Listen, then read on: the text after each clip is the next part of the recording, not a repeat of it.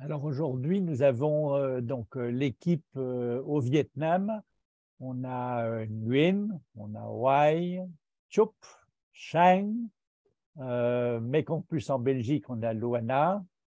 Et alors vient de nous rejoindre maintenant, c'est Jean qui était volontaire au Cambodge pendant combien de mois, Jean? Alors, moi, bonjour à tous. Donc, j'étais volontaire Bonjour. au Cambodge pendant le mois d'août cet été. Et voilà, je continue à rester en contact avec l'équipe et avec Bernard. Donc, je suis D'accord. très content d'être là pour cette petite âme, du coup. Bonjour Ben, Jean. Bonjour. Bonjour. Jean a fait des miracles avec l'équipe au Cambodge. Depuis son passage, il parle un bien meilleur anglais. Bernard est passé à la fin du mois faire les visites et on est content de voir les progrès qui avaient été faits. Même moi, pour communiquer avec eux, entre le début et la fin du mois, j'ai vu une belle différence. Donc, ils étaient motivés, ils étaient très sympas. Les cours d'anglais étaient vraiment agréables avec eux. Vous bien en anglais maintenant? Il y avait quand même deux, trois personnes de l'équipe qui parlaient un bon anglais, mais il y en avait trois, quatre, quasiment pas un mot. Ouais. Et même ceux-là, à la fin, bon, on pouvait pas avoir une conversation fluide avec eux, mais ils arrivaient quand même à s'exprimer un petit peu. Cosal, Vraiment, elle parle bien, hein, Cosal? Causal, elle parle bien. Oui. Cousin et Mythe aussi. Et il y en avait une autre qui parlait bien, mais elle est partie. Elle a trouvé un autre travail. Ah oui? Voilà. Elle est partie où ça? Euh, Elle, à cause de ses problèmes de santé aussi, elle avait dû arrêter un petit peu. Ah Et là, oui. elle, elle a trouvé très loin. Elle m'a pas dit ce qu'elle faisait exactement. Je lui Ouais. demanderai. Hum. Mais dans tous les cas, je continue à garder contact avec eux et c'est vraiment intéressant. Hum. J'aimerais bien pouvoir y retourner plus longtemps lorsque mes en fait. Donc là, j'y suis allé un petit mois en août, mais c'était déjà. Je remercie encore Bernard du coup de m'avoir laissé l'opportunité d'y aller. Avec plaisir. Vraiment une suite. Bien, on va peut-être commencer. Là, on est 14. Donc, voilà, bienvenue au Vietnam. On va avoir une visite dans 2 provinces, surtout sur les thèmes environnement. Bon, il y a d'autres thèmes que l'on peut recouvrir, mais comme on fait beaucoup de choses, on a décidé de se focaliser uniquement aujourd'hui sur quelques programmes environnement. Tran est responsable du projet. Je commence par vous montrer une petite vidéo qu'on a tournée il y a 3 semaines sur son projet.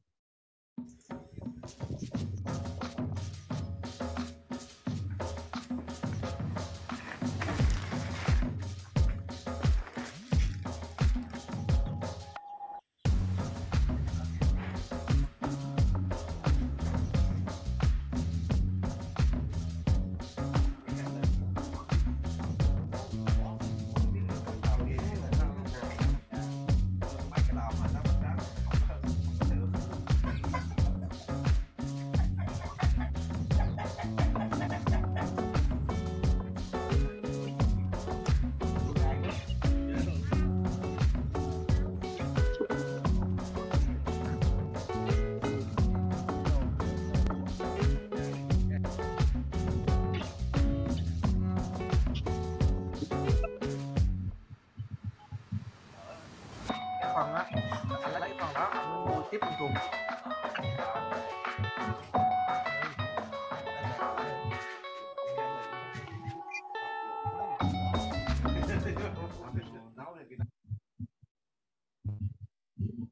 So, Tran, it's for you now. Yes. Hello. Hello, Tan. Hello, I'm Thang. I will be here for more than 24 years. and now I manage one up project in Ninh Thuận province, and I will show you related to circular farming to help poor farm improve their income and also to protect our environment. Now I stay at this farm, and I will show you some activity. First up on,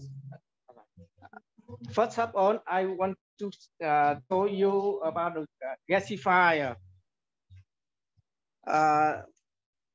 Gasifier, we use the right house. For this gasifier, we use the right house, and the gasifier here produce heat and to cook meal. And after cook meal, got the biochar. Now I will how to produce heat. Okay.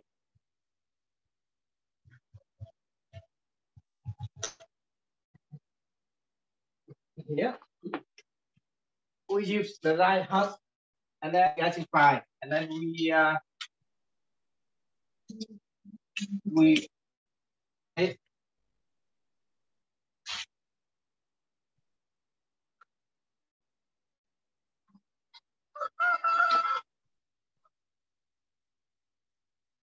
easy.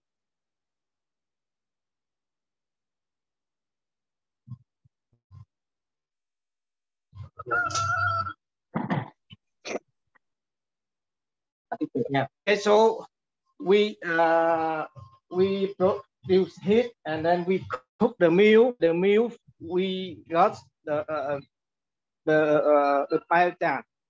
You can see this family, they make a lot of biochar here and here. Here is the biochar. And what with this biochar?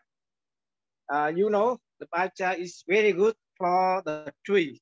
We can use biochar to make a bedding for the animal.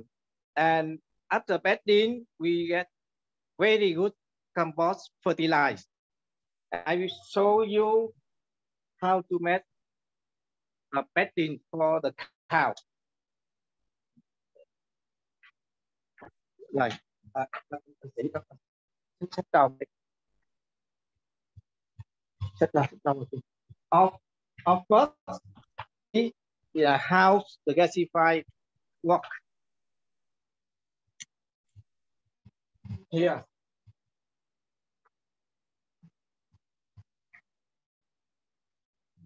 So you can see the and then we cook.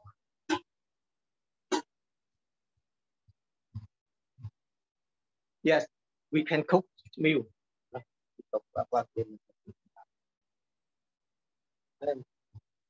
You see?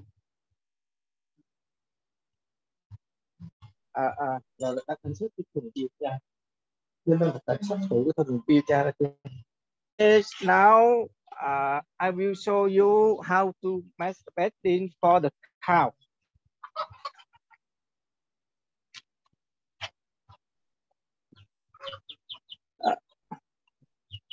So we use first we use the right to make a layer cow, and then we put biochar on the right horse. See? Yeah.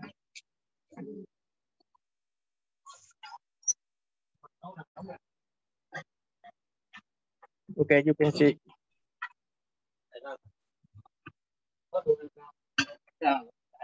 Tại lớp biochar là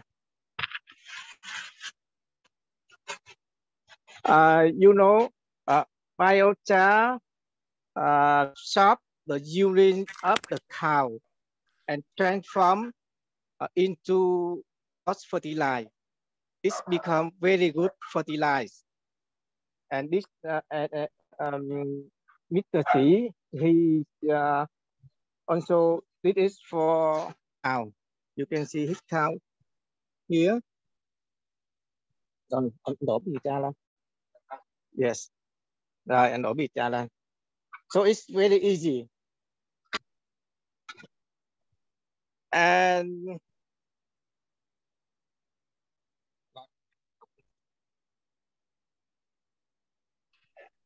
I will show you other activity. This family, he used the countdown to raise larvae.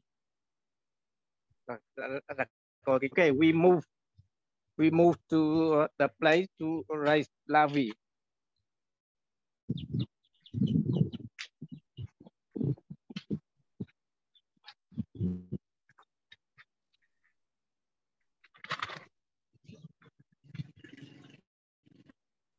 Okay.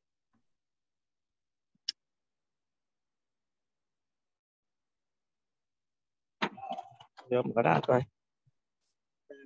Không kỹ. Cái kia.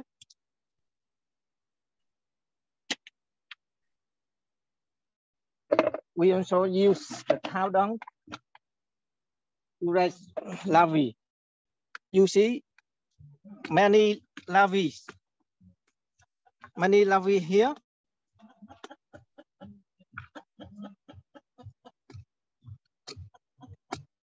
After larvae, we also raise the earthworm, and you can see the earthworm here.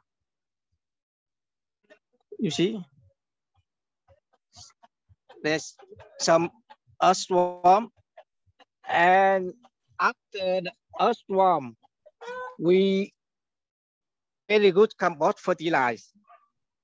And for this family, the Xi, he used the countdown to raise larvae, to match earthworm, larvae, and earthworm. And compost fertilize, he also put to his garden for the apple tree. And you know, here, for his garden, he saved about $200 for the fertilizer. And food for the chicken, he also saved $US for the food for the chicken. And now you can see again the gasify. So it's just a short time, and we can cook, and it's the soap boil. And you know why we want to protect our environment? Because you know, for the urine, we don't use biochar to transform to fertilizer. The urine will release some nitrogen oxide and carbon monoxide and carbon dioxide for our environment. But when we use absorb on, and no more emission come out to the air. I think it's I think it's good for our environment. Okay, thank you. This on the activity this family. So if you have any question, you are welcome. Thank you.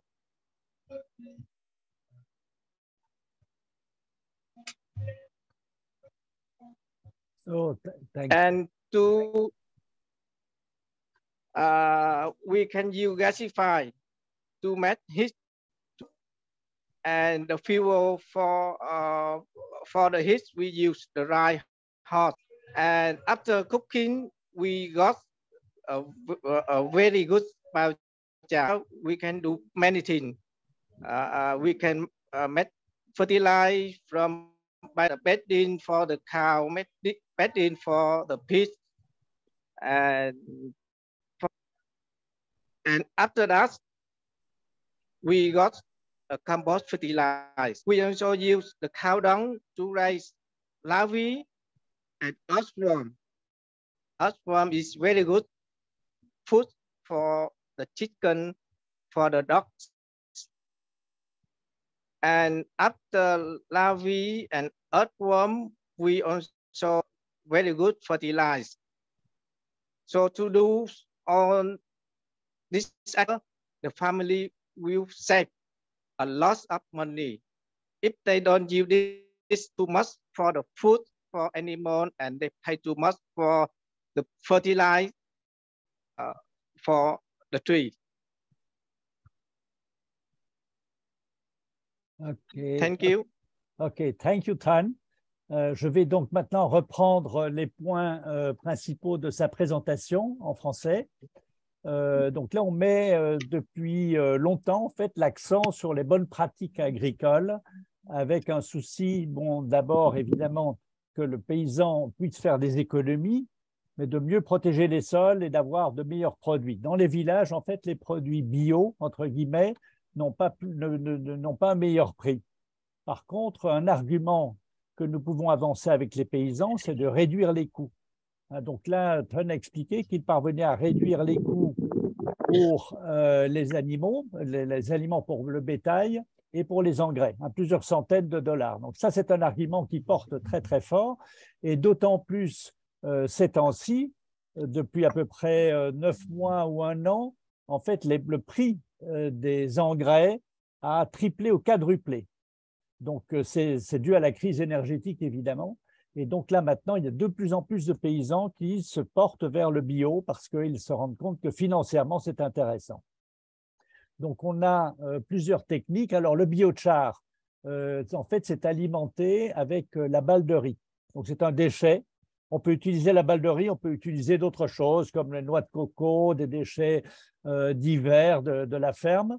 Et le biochar, en fait, permet de faire une économie d'énergie absolument considérable. Ça fait à peu près 10 $ par mois pour un ménage.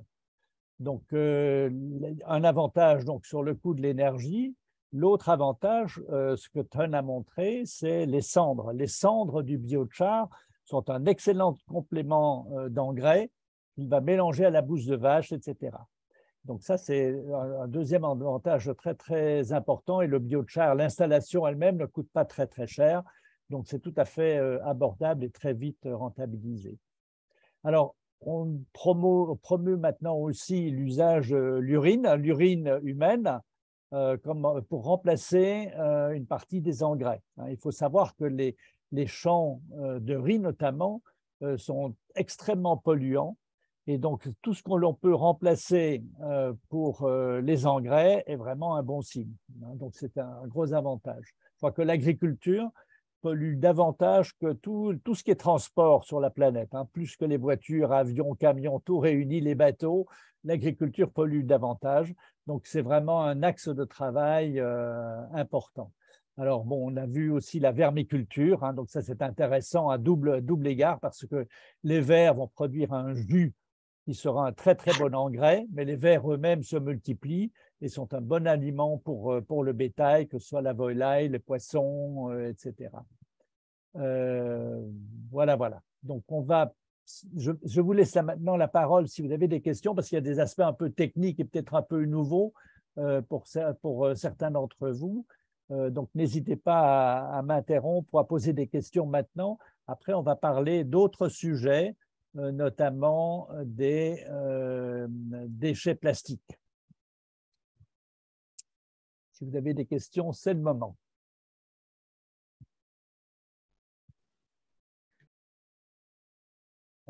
Jean-Pierre, on ne t'entend pas. Il faut que tu ouvres ton micro. Combien d'adopter cette technologie? Combien coûtait la technologie? Les agriculteurs ont adopté.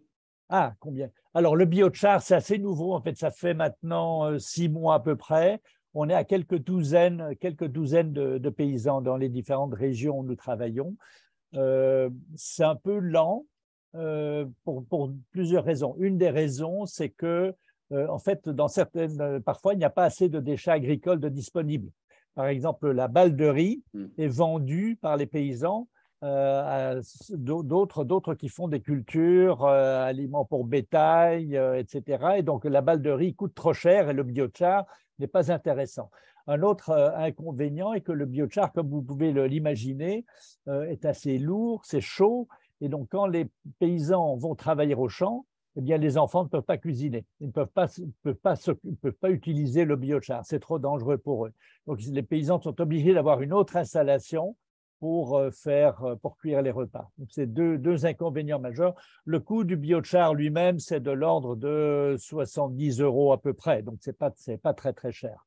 Donc, c'est vite amorti dans la mesure où il y a donc, le combustible disponible dans la région. Mais donc, le biogaz est quand même utilisé malgré pour ceux qui ont de l'élevage. Alors, le biogaz, c'est autre chose. Hein. Dans la dernière partie de la présentation aujourd'hui, on va parler du biogaz. Le biogaz, c'est autre chose. Le biogaz, c'est utiliser les déchets, le lisier, essentiellement des porcs, mais aussi des vaches, des bovins, éventuellement des humains, pour collecter le gaz méthane. Donc, le biogaz, c'est autre chose. Là, on parle du biochar, qui fait la combustion de déchets agricoles. Et en fait, c'est Tanya qui a expérimenté le biochar ou bien il a enseigné pour voir un petit peu comment la technique, etc. ou pas? En fait, donc c'est assez amusant, il y a un Américain qui a fait ses études à Louvain et qui est actuellement au Vietnam et qui est un fanatique du biochar, qui en fait une promotion tous les jours quasiment sur Facebook et autres, et donc qui nous conseille, c'est un type très sympathique, et donc il nous conseille techniquement. Donc il y a plusieurs personnes de nos projets qui sont allées sur la ferme, il s'appelle Paul Olivier, et donc ils sont allés chez Paul. Et donc, ils suivent ces conseils pour voir petit à petit comment on peut en faire la promotion. Alors, bon, il faut voir aussi comment on applique les choses, parce que nous, on travaille essentiellement avec de petits paysans, hein, des gens, grosso modo, qui vivent avec $1 ou $1,50 par jour et par personne. Donc, certaines techniques ne sont pas tout à fait adéquates.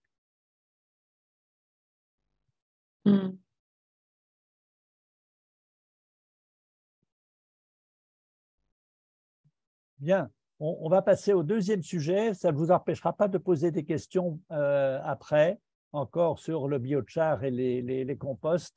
Là, on va parler maintenant des déchets plastiques.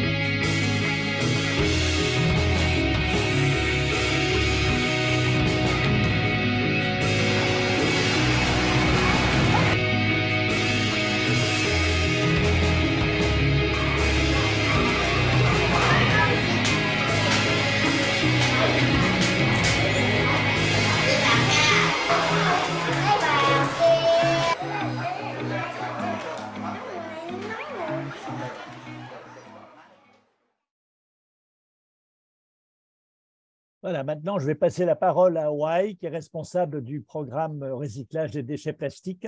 Hoài ơi. Dạ. Dạ, chào mọi người. Tôi là cái chương trình môi trường của Anh Dương. Thì mục đích của chương trình nhằm để có phần giảm thiểu ô nhiễm của thải nhựa. Đợi chút. Đây.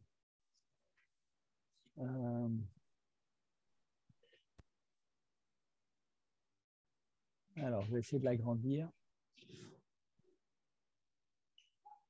Dạ, Hoài nói đi. Dạ rồi. Dạ, Hoài, người quản lý chương trình môi trường của Anh Dương. Donc, il travaille pour l'ONG Anh Dương, qui est un de nos partenaires, une des ONG vietnamiennes que Mekong+ a mis sur pied. Chương trình nhằm để giảm thiểu ô nhiễm các thải nhựa. Donc, notre objectif est de réduire la pollution. Thì chương trình này mình có hai hoạt động. Thứ nhất là làm nhà làm bằng ghế nhựa. Donc, on a plusieurs volets. D'abord, on collecte les déchets et puis on produit des panneaux faits avec des déchets plastiques compressés. Thì về nhà nhựa thì mình đã làm được 17 căn. Donc, pour les grands panneaux, on peut construire des maisons. 2023 thì dự kiến làm thêm khoảng 13 căn nữa. Et donc là, pour le moment, on a 13 maisons en construction. Về làm bằng thì xin giới thiệu với bạn, đây là cái cơ sở sản xuất tấm nhựa ở ấp 5 xã Vinh. Avec de petits panneaux, on peut faire du mobilier scolaire. Đây là cái hệ thống, mình có hệ thống máy, nhất là máy sản xuất tấm nhựa và máy. Première chose, il faut broyer les déchets. Máy nghiền ni lông của mình.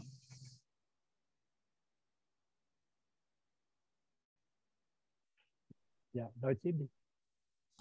Dạ, đây là cái máy ép nhựa của mình. Ensuite, c'est versé dans un moule. Đây là. Còn đây là máy ép thanh nhựa. Dans un moule et puis c'est compressé.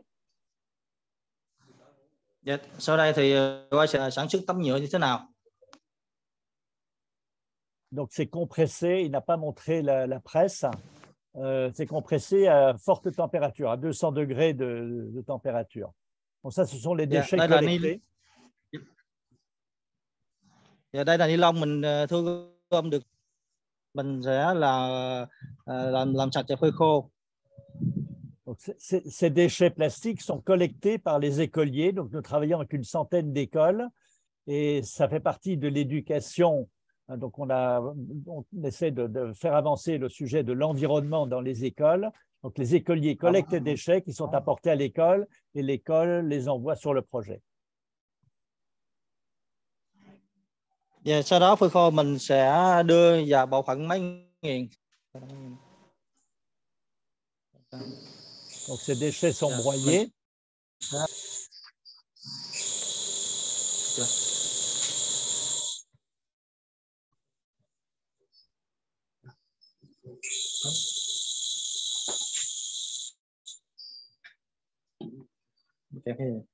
Thì ni lông sẽ được nghiền nhỏ như thế này. Được nghiền nhỏ. On en fait đây là tất cả các loại ni lông. Voilà, une sorte de poudre. Dạ.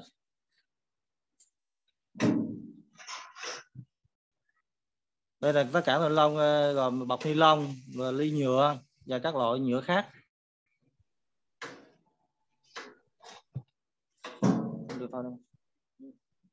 Tôi sẽ đưa qua máy ép nhựa. Đây, anh quanh bỏ nha.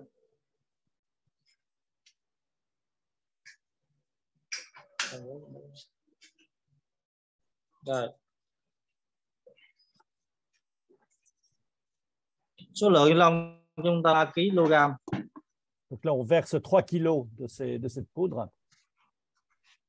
Thời gian chúng ta ép là 40 phút. On va le compresser pendant 40 minutes. Và máy ép thì còn có hai phần.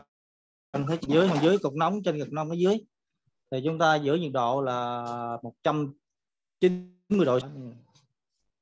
Voilà, 190 degrés la température. Từ đây thì thời gian khoảng 40 phút là chúng ta sẽ lấy ra. Nhựa đã chảy thì chúng ta sẽ lấy ra. Après 40 minutes, on peut retirer la plaque. Lấy ra.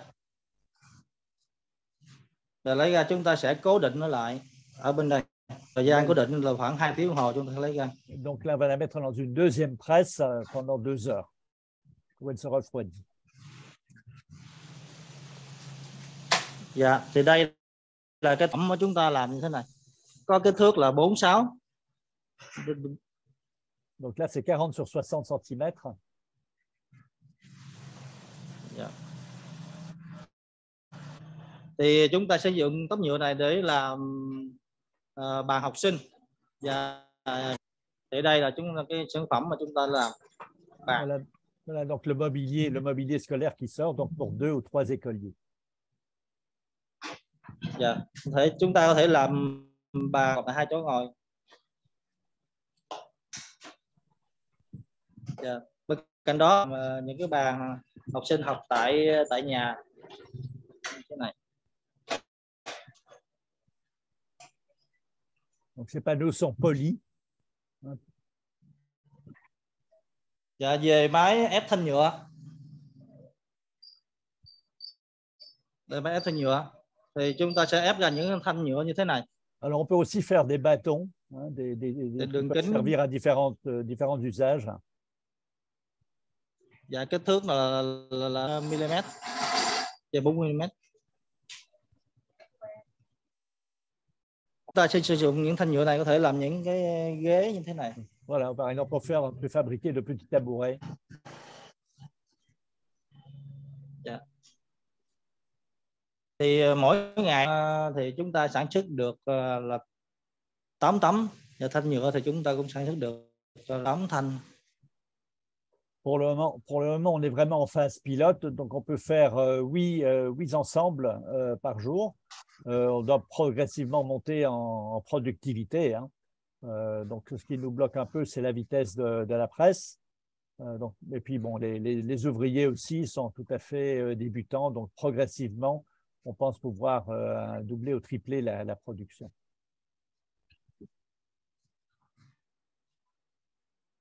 Dạ, đó là cái của anh Dương. Các anh chị mình có hỏi gì không ạ? Voilà, si vous avez des questions.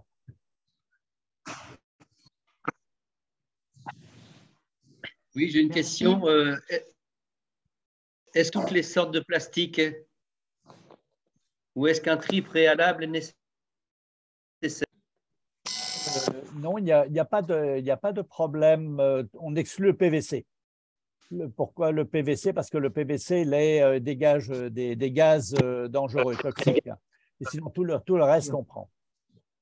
Les sacs en plastique, les bouteilles, les sandales, etc. Alors, bon, on a aujourd'hui, donc ça c'est un petit Bernard, atelier. j'avais juste une question. Attends, je vais terminer la réponse. On a donc 3 usages aujourd'hui. Un, c'est le mobilier scolaire, parce qu'on a cette petite presse qui nous a été donnée par un professeur à la retraite, un Autrichien ici qui est très sympa et qui nous guide un peu techniquement. Mais pour les maisons, on doit faire des grands panneaux, hein, sur des panneaux qui font 2,40 m sur 2 mètres. Et là, on est obligé de sous-traiter. On travaille avec une autre entreprise sociale qui est assez loin, parce que ces machines-là sont assez coûteuses. Donc, il faudra investir 50 ou 60 000 euros pour les acquérir. Et donc, on n'a pas le volume suffisant que pour justifier cet investissement. Et le troisième volet, c'est le plus étonnant peut-être, c'est la pyrolyse, c'est-à-dire transformer les déchets plastiques en carburant. Donc là, on chauffe les déchets plastiques dans une cuve à 300-400 degrés et il en sort du diesel, du gaz et des déchets solides. Bon, si on a une bonne conversion, on a 80% de diesel, c'est-à-dire 100 kilos de déchets plastiques vont donner 80 litres de diesel, et puis le gaz est réinséré dans la boucle pour contribuer au chauffage. Donc, ça demande donc un investissement. Donc, on l'a fait de manière tout à fait artisanale. Donc, la technique est trouvée, donc il n'y a pas de miracle. Hein. Il y a une usine en France qui fabrique ça, à Nice notamment, mais ça existe en Inde, ça existe aussi en Indonésie. Et là, on est sur le point, on est en train de négocier, en fait, parce que ce sont des investissements de l'ordre de 50 70 000 $ à chaque fois pour chaque machine. On est en train de négocier avec CMA, CGM, donc cette entreprise de transport française qui a fait de gros bénéfices pendant la crise et qui a beaucoup d'argent et qui ont donc un objectif ESG, c'est-à-dire de contribuer à la dépollution, hein, à contribuer un peu à améliorer l'environnement. On est en train de négocier avec eux pour qu'ils nous financent une première machine, une petite machine qui va coûter de l'ordre de 25 000 €. Et là, on pourra le faire d'une manière pédagogique. On va pouvoir faire de petites quantités. Et pourquoi on avance pas à pas? Parce que la production de carburant est un monopole d'État. On ne peut pas produire du carburant, on ne peut pas le vendre. Et donc, on voudrait, dans un premier temps, montrer aux autorités ce que l'on sait faire, des maisons, du mobilier scolaire, du carburant, et leur dire, bon, ben maintenant, cochez les cases qui vous intéressent. Parce que les déchets plastiques, au Vietnam en particulier, sont un problème énorme. Et en fait, les autorités appellent au secours parce qu'elles ne savent pas quoi faire. Donc, ça s'entasse sur des décharges gigantesques. Les voisins sont furieux. Et parfois, ils bloquent les camions qui apportent les déchets sur la décharge. Il y a beaucoup de ces déchets qui partent dans le Mékong et donc dans la mer. Donc, le Vietnam est, paraît-il, un des 4 pires pollueurs au monde pour les déchets plastiques. Alors, on pourrait dire, bon, mais comment est-ce qu'on mobilise les paysans, les villageois, les écoliers? Alors, on a réfléchi un peu parce que l'environnement, c'est quelque chose d'un peu abstrait pour beaucoup de monde. Les paysans vietnamiens sont victimes des changements climatiques, mais aussi le delta du Mékong est une des régions au monde les plus vulnérables. Donc, on estime que d'ici une vingtaine d'années, il va y avoir 25 millions de paysans vietnamiens qui vont devoir déménager. Pourquoi? Parce que la mer monte et le delta s'affaisse. À force de pomper pour une agriculture intensive, le delta s'affaisse d'à peu près 3 cm par an. Donc, c'est une catastrophe en devenir, c'est énorme. Et donc, comment mobiliser les paysans, les villageois sur cette problématique? On ne peut pas leur demander de prendre moins souvent l'avion, de rouler moins en voiture, de manger moins de viande, etc., parce qu'en fait, eux-mêmes ne sont pas de grands pollueurs. Par contre, les déchets plastiques, ça embête tout le monde. Ça bloque les hélices dans des bateaux, ça pollue l'agriculture. Et quand on leur dit que, vous savez, tout humain consomme à peu près 5 grammes de déchets plastiques par semaine, c'est-à-dire l'équivalent d'une carte de crédit, et que ces nanoparticules dans le corps humain provoquent toutes sortes de problèmes neurologiques, des cancers, etc., alors ça, les villageois le reçoivent 5 sur 5, parce qu'une des causes les plus importantes de la pauvreté, c'est la santé, c'est les accidents. Donc, le cancer, ils connaissent. Ils en ont très peur. Donc, quand on leur dit attention, les déchets plastiques, c'est dangereux, là, ils sont d'accord. C'est sur cet axe-là qu'on travaille. Voilà, je crois que c'est Emmanuel qui avait une question, non? Oui, merci. Bien passionnant. Je m'intéressais à savoir quelle est l'énergie utilisée pour faire machine actuellement. Donc, pour la presse, c'est l'électricité. Pour le broyage aussi. Pour la pyrolyse, au départ, ça va être l'électricité, mais c'est ça.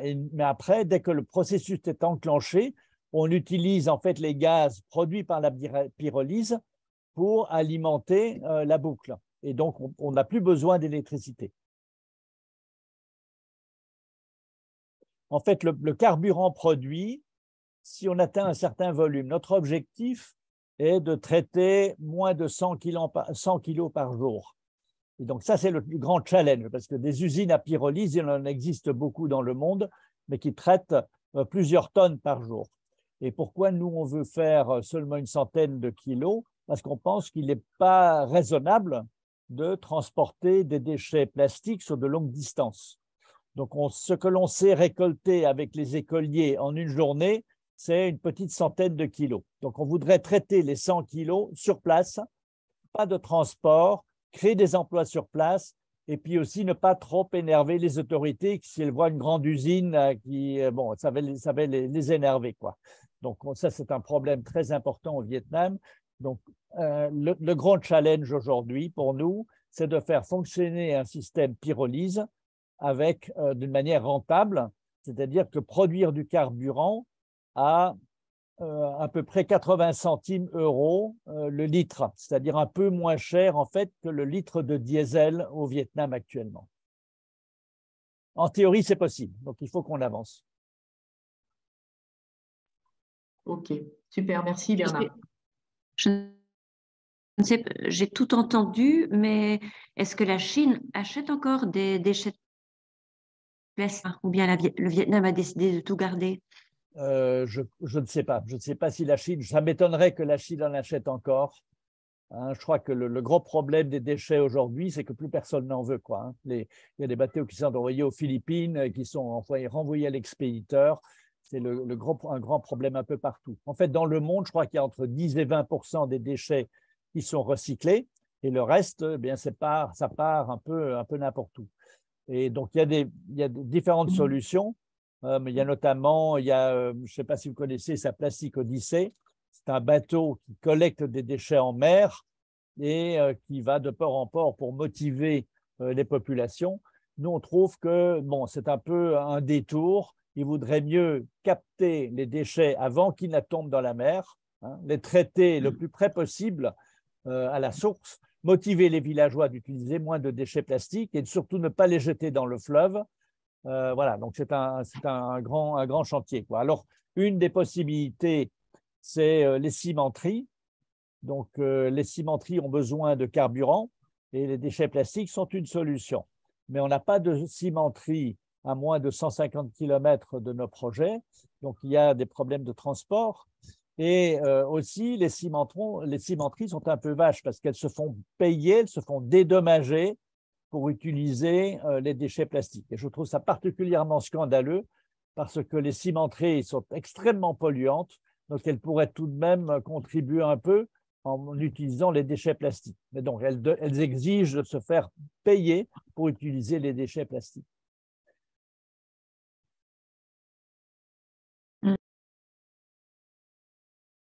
C'est vrai qu'en Inde, c'est plus de 5 ans que les maisons en plastique se font. Hein. C'est incroyable avec le nombre de tonnes de déchets qu'ils produisent. Alors, on travaille en Inde, effectivement. On travaille aussi avec Rudra, qui est une petite entreprise sociale à Pune, qui, elle, fait de la pyrolyse. Donc, aujourd'hui, on parle beaucoup de recyclage. En fait, techniquement, il n'y a pas de problème. Techniquement, il y a beaucoup de solutions. Ce qu'il faut absolument, c'est de trouver des solutions qui soient équilibrées financièrement. Si, par exemple, une des solutions en Amérique latine ou en Afrique, c'est de faire des maisons en briques ciment plastique, des ciments mélangés à du plastique. Mais bon, d'après nos calculs au Vietnam, ça augmenterait le coût de la construction de 30%. Donc ça, on ne peut pas l'imposer aux paysans parce que nous, quand on dit on fait des maisons, en fait, on apporte une petite subvention aux paysans. On ne va certainement pas payer toute la maison. De même, au Vietnam, on aide les gens à faire des routes, des chemins et des ponts.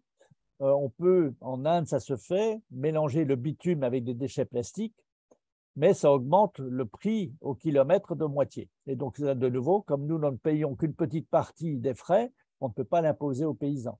Donc, techniquement, il y a beaucoup de solutions.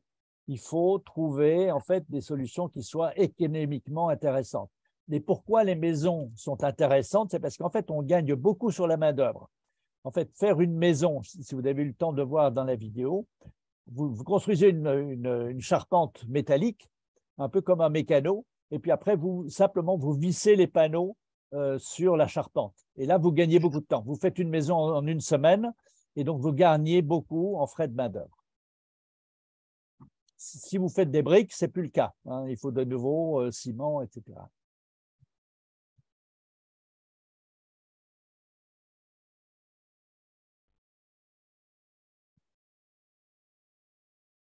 OK, on n'a plus de questions?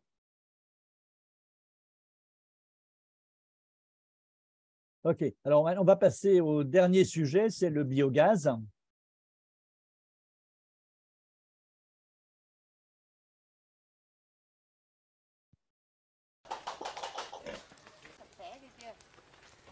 Tu vois, il y a une grande cuve en ciment ici en dessous.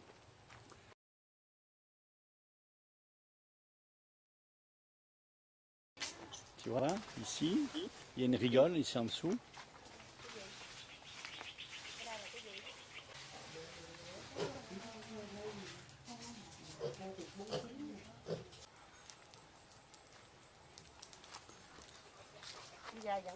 Vô cái bình ga đó. Con mở ga ra. Bật cái chân với ga này nó đón. Đấy, bật bên đây sao con. Bật ra mạnh ghê á. Ivan, t'as vu? Ra mạnh, đúng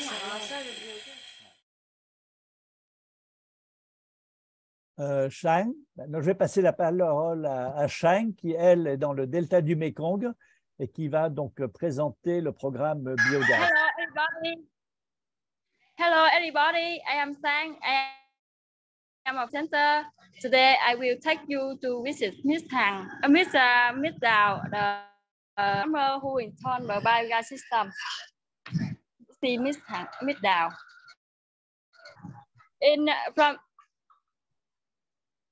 From 2005 till now, the community installed about 1,200 biogas systems. Each biogas system cost about 60 euro. To install the biogas system, the farmer have at least 4 pigs. And this I will show you the pig ton and the structure.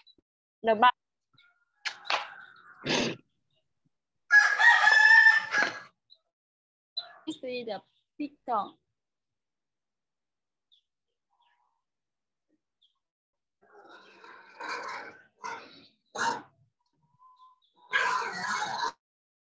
Lot of pig.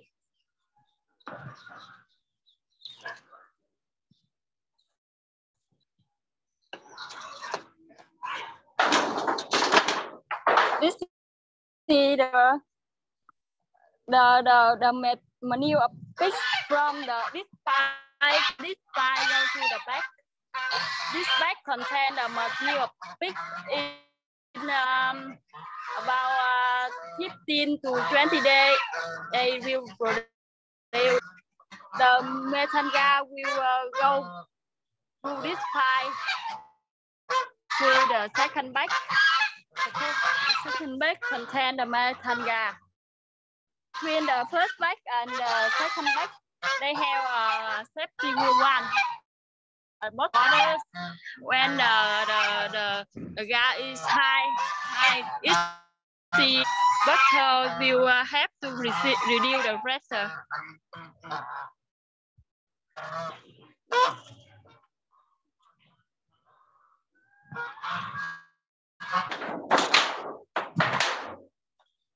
And from the second bag, they have a pipe to lift the gas.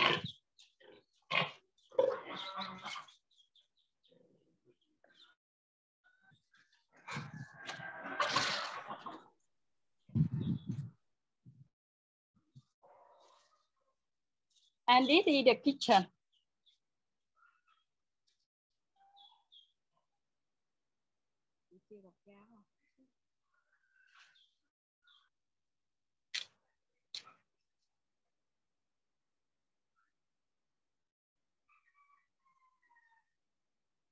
And some benefits of the installing biogas system. firstly, it helps to pollution from the manure pigs. In a way, the farmer they raise pigs and they release the manure pigs to the river. This makes the river very polluted. Secondly, it helps the farmer to buy gas and firewood. With one biogas can help the family save about 70 euro the cost. And last but not least, the way of the biogas, it can give a fertilizer. It's very good for plant. Thank you.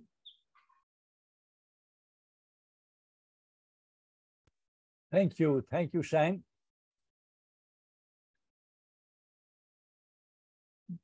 Alors, le biogaz, c'est une. Bon, on n'a rien inventé. Hein. Le biogaz, c'est une technique qui existe depuis très longtemps, probablement qui a démarré en Chine il y a 70 ans, en Inde, au Vietnam maintenant, très connu aussi. Nous, mais qu'en plus, on en a fait la promotion, je dirais, depuis en 25 ou 30 ans, on en a probablement installé plus de 3000. Donc, un biogaz, comme Shane l'a expliqué, ça permet de faire des économies. Un ménage de 4 ou 5 personnes consomme un petit arbre, en fait, chaque mois hein, pour la cuisine. Si ce n'est pas un arbre, ils doivent acheter du gaz. Donc, un biogaz, l'investissement de la poche plastique, des tuyaux, de la cuisinière et tout compris, ça fait à peu près 70 €. Et cet investissement est récupéré en moins d'une année. Donc, c'est très intéressant. Alors, l'inconvénient du biogaz, c'est qu'il doit être alimenté en permanence. Donc, comme le prix de la viande de porc fluctue énormément, hein, du simple au double au triple, souvent, les paysans arrêtent d'élever des porcs. Et alors là, évidemment, plus de porc, plus de biogaz. Et le plastique ne résiste pas s'il reste sec trop longtemps. Le plastique va casser. Ça, c'est un inconvénient. Donc, c'est particulièrement bien pour les paysans qui ont une truie, parce que si la viande de porc chute, au moins ils peuvent vendre des porcelets. Et quand on a une truie, eh bien, on peut avoir, si on peut vendre des porcelets, c'est normalement d'un rendement suffisant. Mais voilà, c'est un peu le handicap. Ce n'est pas une technique que l'on peut proposer à tous les paysans, quoi, malheureusement. Le méthane, le gaz méthane est un gaz extrêmement polluant. Je crois que c'est 21 fois plus que le CO2. Bon, il se dissipe plus vite que le CO2, mais il est extrêmement polluant. Donc, les animaux, donc c'est à cause du gaz méthane, sont de grands pollueurs. Alors, comment dirais-je, au Vietnam, c'est surtout alimenté par des porcs. Au Vietnam, la densité de population est telle qu'il n'y a pas beaucoup de bovins. Hein, au Cambodge, il y a beaucoup de bovins. Et donc, là, il y a pas mal de pâturage et ils peuvent alimenter le biogaz avec la bouse de vache. Au Vietnam, c'est plutôt les porcs. Ce sont de très bons producteurs de gaz méthane. Voilà, je vous laisse la parole pour des questions éventuellement.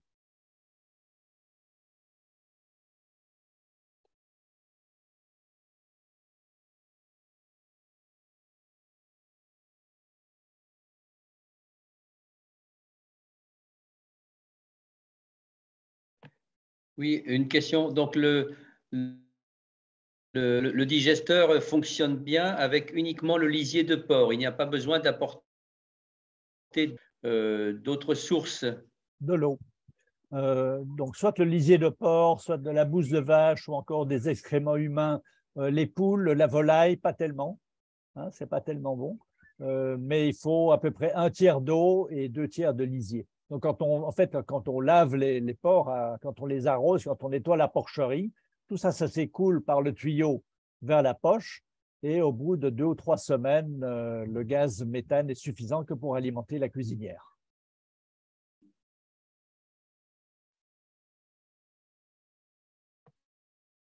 Une alternative au biogaz qui est aussi intéressante, c'est la litière sèche, c'est-à-dire une petite porcherie ou un petit abri pour les animaux et on met simplement la paille de riz comme couche que l'on va traiter avec le trichoderma, qui est un champignon bio organique pour éviter les maladies.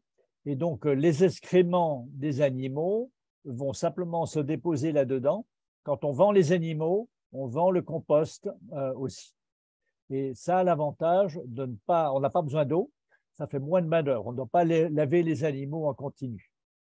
Donc ça, c'est pas mal parce que on peut en fait arrêter quand on veut. Hein. Quand on vend les animaux, eh bien voilà, la litière, on vend le compost aussi. On n'est pas obligé de poursuivre, même si les prix de marché ne sont pas intéressants.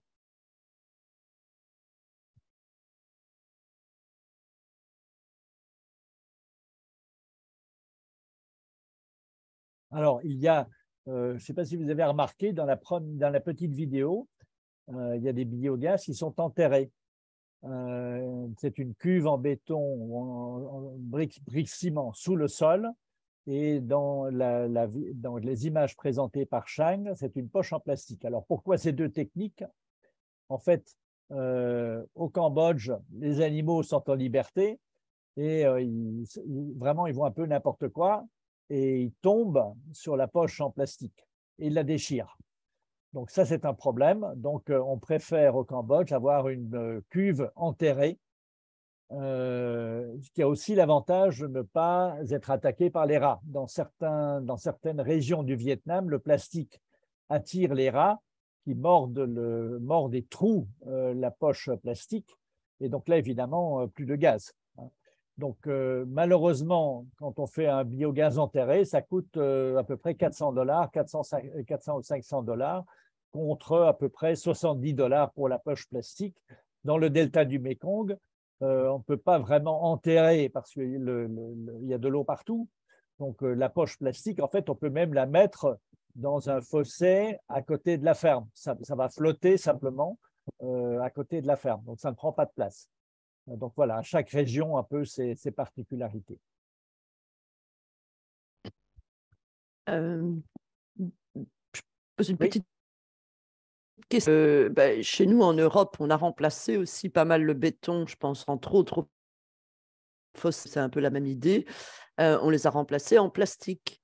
Et voilà. Ça permet de faire peut-être avec les déchets plastiques des fosses pour le biogaz, qui seront plus résistantes, même si elles sont mises à l'extérieur. Oui, à voir. Je ne sais pas. Encore une fois, techniquement, c'est possible.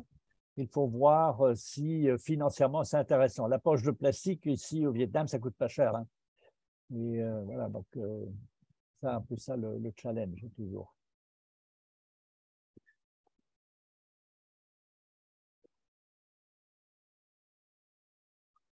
Très bien. Bon, écoutez, on arrive à la fin de cette visite. Donc, merci beaucoup. Hein, merci beaucoup de nous avoir accompagnés. C'est très chouette. On a d'autres thèmes que nous pourrons vous proposer dans les mois prochains. Je ne sais pas si vous avez des commentaires à faire maintenant, des suggestions peut-être pour améliorer ces visites. Donc, on avait beaucoup d'inscrits. Il y a toujours moins de participants que d'inscrits, bien sûr. Et donc, voilà. Bernard, merci beaucoup. C'est super pour avoir eu avec toi. C'est comme si on y était. Super. OK. Merci, Emmanuel. Merci d'avoir organisé cette vidéo et à très bientôt.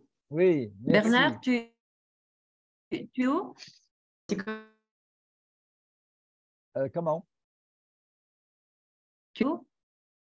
Le montage, le PowerPoint? Oui. Alors, j'ai enregistré la présentation aujourd'hui. Donc, si vous voulez, je peux vous envoyer. Je vais la mettre sur YouTube pour que ça ne fasse pas un gros fichier. Et je vous enverrai le lien ainsi qu'aux absents aujourd'hui. Et le PowerPoint, si vous voulez, le PowerPoint, je peux vous l'envoyer aussi si vous voulez.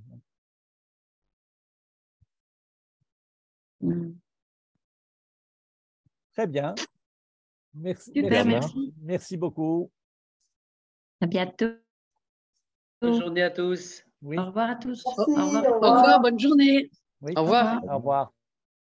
Au revoir, bonne journée. Bernard, Beaucoup. excuse-moi, je peux te poser une petite question? Oui, bien sûr, Jean. Là, sur les trois mesures, j'en ai vu, à part le biogaz, j'en ai pas vu qui était par rapport même au recyclage plastique. Il y a moins de déchets plastiques au Cambodge? Oui, ou- oui, oui, oui, oui.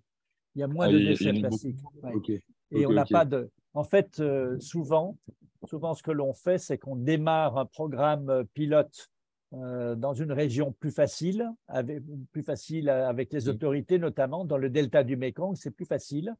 Et après, on peut l'envoyer, on peut la tester dans d'autres régions. Donc là, ce qu'on espère beaucoup, c'est là où tu étais au Cambodge, par exemple, les déchets plastiques ne sont pas collectés, notamment les bouteilles plastiques ne sont pas collectées, pour la bonne raison que les bouteilles, ce n'est pas lourd, et donc transporter des déchets plastiques sous forme de bouteilles, c'est extrêmement volumineux et ça vaut 3 fois rien. Donc voilà, donc c'est pas collecté. Alors notre rêve, c'est qu'une fois que notre technique sera bien au point, c'est de faire le même programme au Cambodge.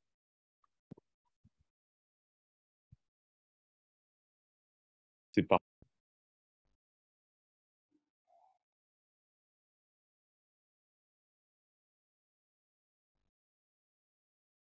Très bien. Eh bien, au revoir.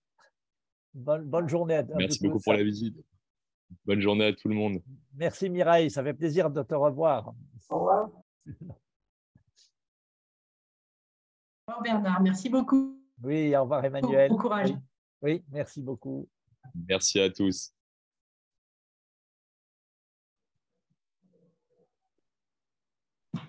Bien, Kamen Chang, bien.